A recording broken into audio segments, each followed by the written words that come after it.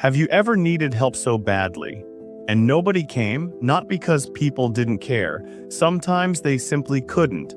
Sometimes they were too afraid. Sometimes they were waiting for the exact same thing you were waiting for, someone else to go first. Those silences are some of the loudest moments of our lives. Because in that silence, a question rises up inside you that nobody can answer for you. If no one comes, what will I do?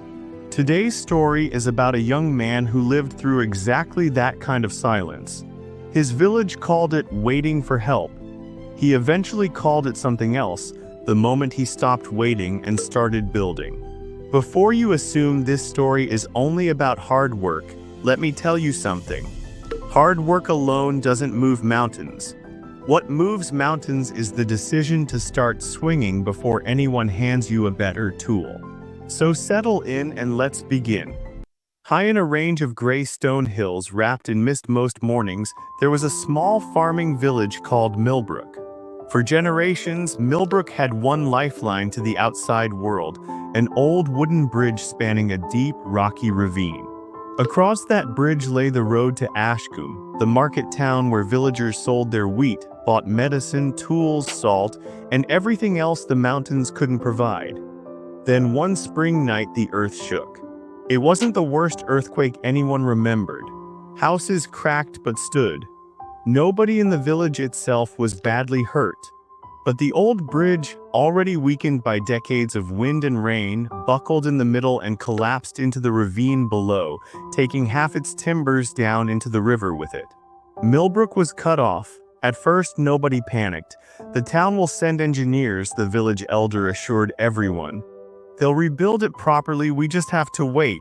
So they waited, weeks passed, then a month, then two. No engineers came. No wagons, no word at all. The mountain roads on the town side of the ravine, they later learned, had been damaged too, and Ashcombe, busy with its own repairs, had quietly forgot about the small village on the far side of the gorge. Millbrook's grain had nowhere to go. Medicine ran low. Salt disappeared from every kitchen. An early frost destroyed half the season's vegetables, and there was no way to bring in more seed, more tools, more anything. Fear crept into the village slower than hunger, but it dug in deeper. Among the worried faces of Millbrook lived a 24-year-old man named Ezra. Ezra had no land of his own, no trade, no savings. His father had died 3 years earlier, pulled into the very ravine that now separated them from Ashcombe, while trying to rescue a neighbor's child from a flash flood. Since then, Ezra had lived with his ailing mother in a small stone cottage at the edge of the village, doing whatever labor anyone would pay him for. Most people in Millbrook saw Ezra as just another young man trying to get by. Quiet, a little stubborn, not particularly remarkable. What they didn't know was that Ezra had spent every evening since the bridge collapsed doing something nobody else was doing. He was studying the ravine, not out of hope. Out of restlessness. He couldn't sit and wait the way the others could. Something in him needed to understand the problem, even if he had no idea yet what to do about it. One evening, Ezra walked to the edge of the gorge carrying a coil of old rope, the last of his father's tools that hadn't been sold. He tied one end to a fence post and threw the other end as far as he could toward the far side. It fell short by a wide margin, splashing uselessly into the river below. An old farmer passing by chuckled. "Rope won't fix what an earthquake broke, boy." Ezra said nothing. He coiled the rope back up and walked home. That night his mother watched him sit by the fire staring at nothing. "No luck today?" she asked gently. "No," Ezra admitted. "I don't even know what I'm trying to do yet." She smiled the tired, patient smile only a mother can give. "Then maybe tonight isn't for doing, maybe it's for thinking." Ezra didn't sleep much that night. Outside, the wind moved through the empty ravine like something breathing. Inside, one question kept circling in his mind. If nobody from Ashcombe is coming, what happens to us? Before sunrise, unable to lie still any longer, Ezra climbed the ridge above the village, the highest point in Millbrook, where on a clear day you could see the far cliffs of the ravine and beyond them the faint outline of the road to Ashcombe. He wasn't the only one there. An old man sat on a flat rock near the edge, carving a small wooden peg with a worn knife, utterly unbothered by the cold morning air. His name, Ezra would soon learn, was Eldon Marsh, once the finest timber framer in the entire valley, before his hands grew too stiff for fine work and he quietly retired to a cottage on the outskirts of the village. People respected Eldon, not because he was wealthy, he wasn't. Not because he held any position in the village, he didn't. They respected him because in 40 years nobody had ever seen him panic. "Morning," Eldon said without looking up. "Is it though?" Ezra muttered, staring out at the broken bridge site. "Doesn't feel like a good one." Eldon almost smiled. "I wasn't commenting on the quality of the morning. Just naming it." He glanced sideways. "You're up early for someone with nowhere to go." "I have somewhere to go," Ezra said. "I just can't get there." "Ah," Eldon set down his knife. "The ravine." Ezra sat down on a nearby rock, uninvited but not unwelcome. "Everyone keeps saying help is coming from Ashcombe." "Do you believe that?" Ezra hesitated. "I did. 2 months ago, and now I think we might be waiting for a letter that was never sent." Eldon nodded slowly, as if he'd been waiting for exactly this conversation. He reached down, picked up a small wooden peg from a pile beside him, one of dozens he'd carved that morning, and held it up between 2 fingers. "You know what this is? A peg. It's part of a joint," Eldon said.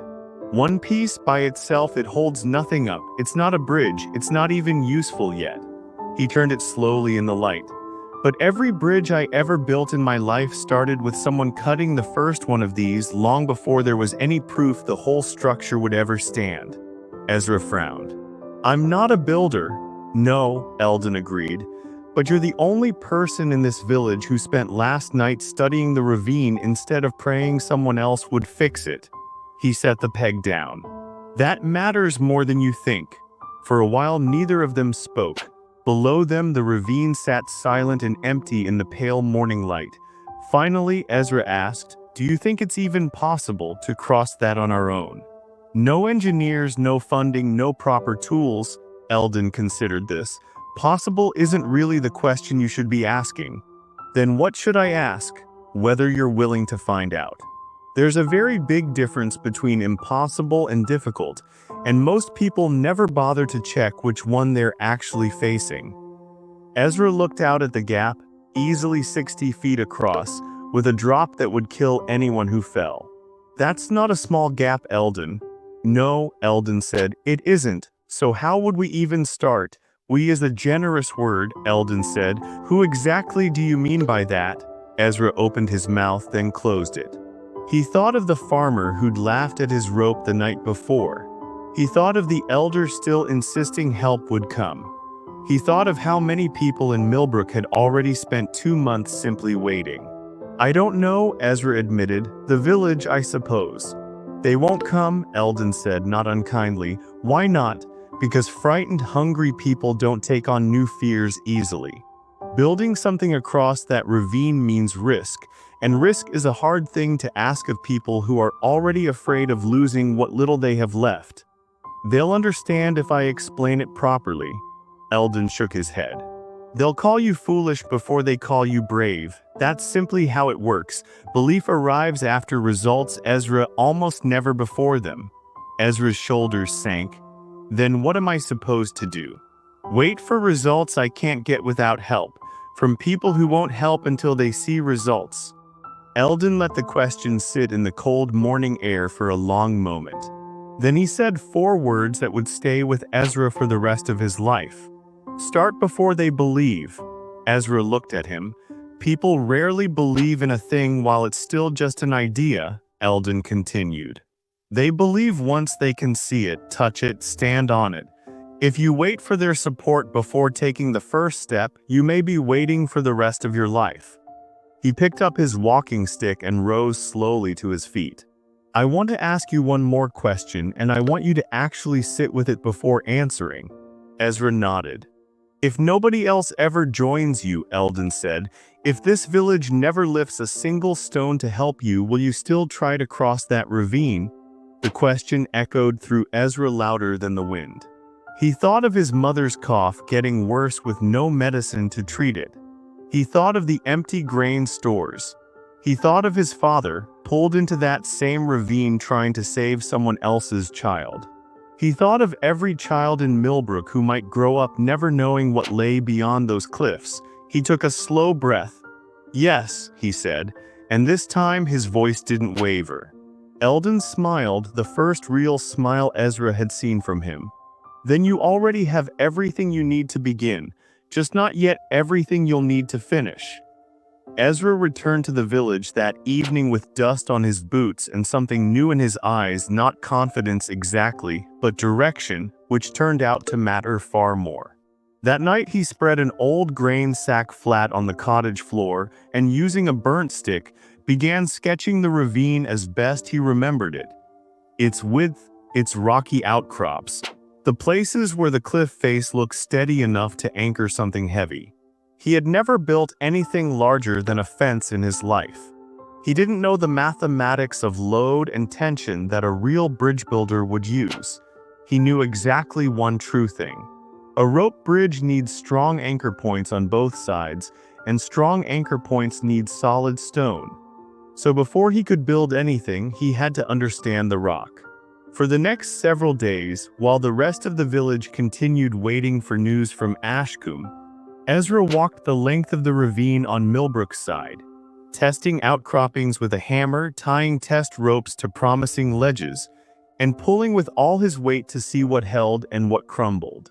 Several villagers noticed. "What's he doing out there, talking to rocks by the look of it?" The grief's finally gotten to him. Ezra heard every word. He remembered Eldon's question, "If nobody comes, will you still try?" His answer hadn't changed. One morning he found a solid outcrop of granite jutting from the cliff, roughly at the same height as a matching ledge on the far side. It wasn't perfect, but it was something. He picked up the last good tool his father had ever owned, a heavy iron drill bit, meant for boring anchor holes into stone, and for the first time began the slow, brutal work of hollowing out a socket in solid rock by hand. The first hour he barely made a dent. By sunset his palms were raw and bleeding, and the hole was still barely deep enough to hold a finger. When he got home, his mother took his hands in hers without a word and gently cleaned them. She didn't ask him to stop. She only said quietly, "Your father used to say that hands with honest wounds are worth more than hands that never worked at all." The next morning Ezra went back, and the next after that. Days became weeks. Every dawn in Millbrook began with the same distant, rhythmic sound drifting up from the ravine, the dull ring of iron striking stone over and over, hour after hour. Some villagers still laughed. Some shook their heads and muttered about wasted effort. A few grew genuinely irritated. "You should be hunting for food, not chasing fantasies. You can't outstubborn a mountain, Ezra. Even if you finish that hole, what then? You have no rope thick enough, no timber, no plan." Ezra never argued back. He'd learned something important in those first weeks. Every minute spent defending himself to a doubter was a minute he wasn't drilling. Eldon visited from time to time, always empty-handed, never lifting a tool. What he offered instead was harder to see, but Ezra came to realize far more valuable: his mind. One particularly bad afternoon, Ezra threw his drill bit down onto the rock in frustration. "I can't do this, look at it." He gestured at the socket, barely a hand's width deep after nearly 3 weeks of work. "The gap is still exactly as wide as the day I started. I'm losing." Eldon settled onto a nearby boulder unhurried. "Losing to what exactly? To the mountain, to time, to all of it." "Tell me something," Eldon said. "When you were a boy and you planted anything in your mother's garden, did it grow overnight?" "No, of course not." "When you first learned to walk, did you run on your first attempt?" Ezra almost laughed despite himself. "No? Then why," Eldon asked, "do you expect a stone bridge to rise in 3 weeks?" Ezra had no answer. People consistently overestimate what they can accomplish in a single day, Eldon said, and just as consistently underestimate what they can accomplish in a single year. Stop measuring the size of the gap, Ezra. Start measuring the direction you're moving in. That's the only number that ever actually matters. Something in Ezra loosened at those words. He stopped counting inches. Instead, he made himself one simple promise, every day a little further, no matter how slow, no matter how tired. Summer arrived, and with it, brutal heat that made the iron tool almost too hot to hold by midday. The granite grew harder the deeper Ezra dug, and in some places the drill simply refused to bite at all. Rather than give up on those sections, Ezra improvised, heating stubborn patches of rock with a small fire overnight, then pouring cold water over them at dawn so the sudden temperature change would crack the stone just enough to work with. It was slower than clean drilling, but it worked one stubborn inch at a time. Nearly 4 months after he'd first climbed the ridge with Eldon, a violent summer storm rolled through the mountains. Lightning split the sky. Rain fell in sheets for an entire night. And by morning, the whole village was celebrating, not because of Ezra's bridge, but because the drought that had cracked their fields for weeks had finally broken. Ezra couldn't celebrate. At first light, he ran to the ravine. His heart dropped. The anchor socket he'd spent months carving had partially crumbled, weakened by water pooling inside it overnight and freezing the stone from within during a sudden cold snap. A section of scaffolding he'd built to reach a lower ledge had washed away entirely. Weeks of careful, painstaking progress lay in ruins at the bottom of the gorge. Ezra sank to his knees at the cliff's edge and said nothing for a long time. Later that afternoon, Eldon found him still sitting there staring at the wreckage. "I failed," Ezra said quietly. "No," Eldon replied, "it's damaged." "That's different from failed. I have to start the socket over completely." "Exactly," Eldon said, and there was something almost like approval in his voice. Ezra looked up at him, exhausted. "I genuinely don't understand how that's supposed to comfort me." Eldon picked up 2 dry twigs from the ground. He snapped the first one instantly with barely any effort. Then he took the second and twisted it slowly again and again until it finally broke after resisting far longer than the first. "Life," Eldon said, "rarely tests whether your first plan was good. It tests whether you're capable of building a better second one." He gestured toward the ruined socket. "That storm didn't destroy your bridge, Ezra. It showed you exactly where your bridge was weak. That's not the same thing as an ending. It's closer to a correction." Something shifted in Ezra as he sat with that thought. Instead of rebuilding the anchor exactly as it had been, he redesigned it, cutting small drainage channels so rainwater could escape instead of pooling and freezing, reinforcing the socket's edges with tightly packed smaller stones. The work became slower, but it also became smarter. The months rolled on, and slowly, without anyone quite deciding it consciously, something in Millbrook began to shift. Ezra's body had changed completely from the frightened, uncertain young man who'd thrown a rope across the ravine on his first night. His shoulders had grown broad and strong. His hands were a map of calluses. His face, weathered by months in the sun, had taken on a stillness that hadn't been there before. One cool morning, a small girl walked toward the ravine's edge carrying a folded cloth.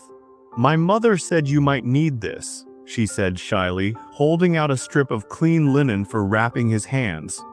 It was the first gift anyone had offered him since he'd started. The next week, an elderly widow brought him a warm loaf of bread without a word. A retired blacksmith who had mocked Ezra outright back in the spring quietly left a small coil of good rope beside his tools one morning and walked away before Ezra could even thank him.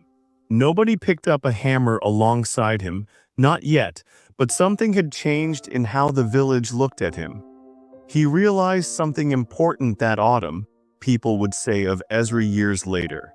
Real respect doesn't begin the moment people decide to help you. It begins the moment your effort becomes impossible for them to ignore.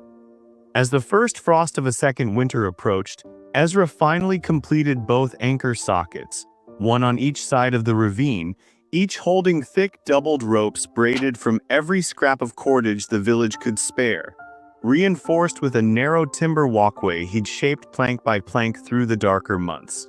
Only one task remained: crossing the ravine himself alone to secure the final rope on the far side. He stood at the edge of the gap on a still, cold morning, staring at 60 feet of empty air between two cliffs. He thought about his father, lost in this same ravine trying to save someone else's child. He thought about his mother's worsening cough. He thought about every villager who had laughed and every villager who had quietly begun to hope. He thought about Eldon's question all those months ago on the ridge: "If nobody comes, will you still try?" "Yes," he whispered just as he had the first time. Then he stepped out onto the narrow, swaying walkway, gripping the double ropes on either side, and began to cross. The wind clawed at him the entire way. Halfway across, one of the planks beneath his feet cracked loudly, and for one heart-stopping second, Ezra froze completely, staring down at the rocks and rushing water far below. He remembered something else Eldon had told him once. The hardest battle is never against the mountain, it's against the voice inside you that tells you to stop. Ezra tightened his grip and kept moving. When his boots finally touched solid stone on the far side, he dropped to his knees, breathing hard, hands shaking, and secured the final rope to the second anchor socket with fingers that barely obeyed him. The bridge held. Word spread through Millbrook by midday. By the time Ezra crossed back over, this time walking, not crawling, nearly the entire village had gathered at the ravine's edge. Nobody laughed now. An old woman was the first to cross behind him, gripping the ropes with trembling hands, tears streaming down her face as she reached the far side and looked back at where she'd stood, cut off for almost a year. Within days, the road to Ashcombe was open again. Grain moved. Medicine arrived. Salt returned to Millbrook's kitchens for the first time in nearly a year. Several villagers approached Ezra with tears in their eyes. "We were wrong," one said. "We laughed at you. We should have helped." Ezra looked at them for a long moment, then nodded toward the swaying bridge behind him. "If you truly want to help now," he said quietly, "maintain it. Reinforce it before next winter. Teach your children why it's here and what it costs to build. Never let another generation of this village simply wait for someone else to save them." From that day forward, something in Millbrook changed that went far beyond the bridge itself. Young men began repairing the mountain road without being asked. Farmers who had blamed each other through the hard months started working their fields together. And every child in the village grew up hearing the same sentence again and again, until it became part of who they were. If something matters, begin. Years passed. The rope bridge was eventually reinforced with proper timber and iron, funded at last by a grateful Ashcombe council that had finally noticed the village on the far side of the ravine. But the villagers always told visitors the same story about how it had truly begun. With one young man, one iron drill bit, and a ravine everyone else had called impossible to cross. Travelers passing through sometimes asked who had built it. The villagers rarely pointed to the bridge first. Instead, they pointed to a small wooden plaque mounted near the old anchor socket, the very first one, kept exactly as it had been. It read simply, "One person started, everyone crossed." One quiet afternoon, an old and gray-haired Eldon sat on the ridge with an equally weathered Ezra, both of them watching children play near the bridge below. "Tell me something," Eldon said. "All these years later, what was the hardest part?" Ezra considered the question for a long moment before answering. "It wasn't the stone, it wasn't the storm. It wasn't even the cold." "Then what was it?" Ezra smiled faintly, believing that one more day of drilling still mattered on the days when absolutely nothing around me seemed to change. Eldon nodded slowly. "That's exactly why most dreams die, you know. Not because people are weak. Because they expect visible results before invisible progress has had enough time to grow. He looked directly at Ezra. Remember this for whatever years you have left. Doing it alone was never about staying alone forever. It was about being brave enough to begin before anyone else believed it was possible. Those words stayed with Ezra for the rest of his life. Before this story ends, I want to speak to you directly for a moment. Maybe your ravine isn't made of stone and river. Maybe your ravine is a dream you keep postponing, a business you've never quite started, a degree, a health goal, a relationship you've been meaning to repair, or simply the person you know you're capable of becoming. Right now, you might be waiting for the perfect moment, for people to support you, for enough motivation to finally feel ready, for life to somehow get a little easier first. But here's the truth almost nobody tells you. Most people who eventually succeed didn't begin because everything was finally in place.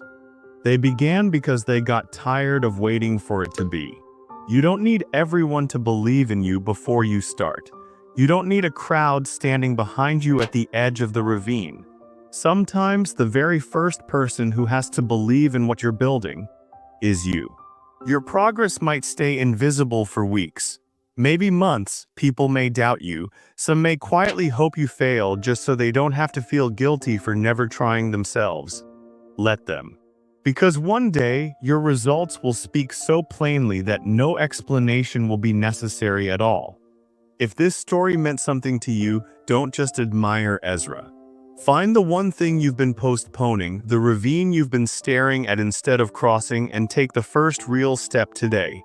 Not tomorrow, not next week, today. If you'd like more stories like this one, consider subscribing so you don't miss what comes next. Until then, take care of yourself, keep moving forward, and remember, sometimes the person you've been waiting for this entire time has been looking back at you in the mirror all along. Just do it alone.